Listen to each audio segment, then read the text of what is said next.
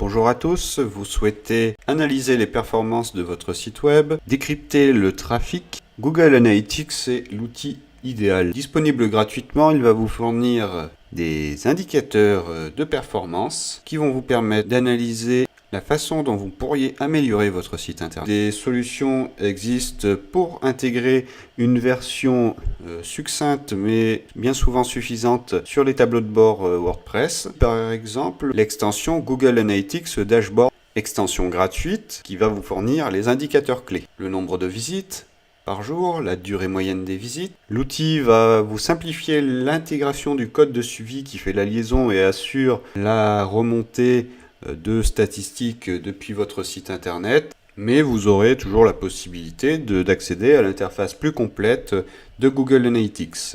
Depuis tableau de bord Google Analytics, je vais pouvoir déjà définir une période d'analyse. Il est important de connaître qui sont vos internautes, de savoir par quels moyens technologiques ils arrivent sur votre site web. Est-ce qu'ils arrivent plus particulièrement depuis un ordinateur, depuis une tablette, un mobile? Vous allez ici retrouver des graphiques qui présentent toute la configuration technologique qui permet de cibler l'objectif.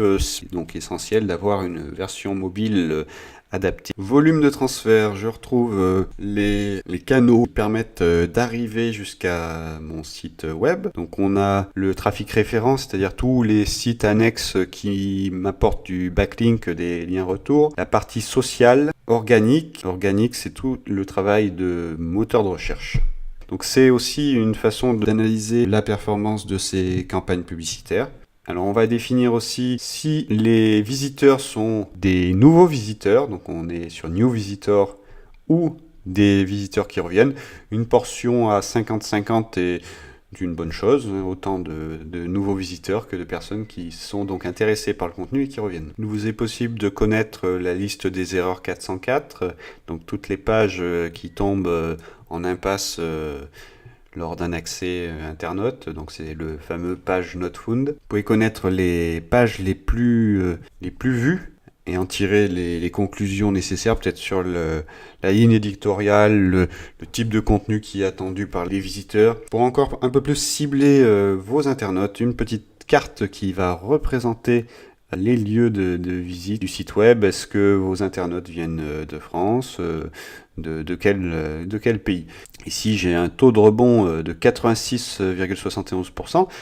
Donc à voir si la cible est vraiment la bonne. Autre indicateur, la durée de session, des visiteurs qui partent assez rapidement, le nombre de pages qui sont ouvertes lors d'un accès internaute, la différence entre les sessions et les utilisateurs. Un utilisateur peut revenir plusieurs fois sur votre site web, il sera comptabilisé avec autant de sessions que de fois où il vient sur le site. Par contre, l'utilisateur est un utilisateur unique, tracé grâce à un système de cookies, de petits fichiers déposés sur la machine du client, la machine de l'internaute, et qui permet donc de vérifier s'il est déjà venu ou non sur votre site internet. Pour aller un peu plus loin, nous pouvons basculer sur Google Analytics qui lui va permettre par exemple une comparaison entre périodes de temps qui va fournir encore plus d'informations et va vous permettre de définir des objectifs depuis comportement, page de destination.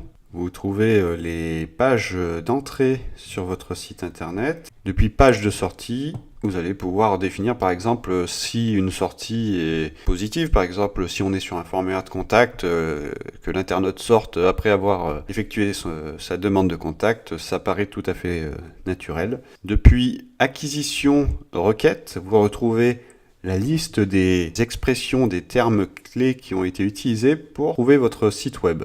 Donc à vérifier si ça correspond bien avec votre objectif ou votre cible en termes de mots-clés.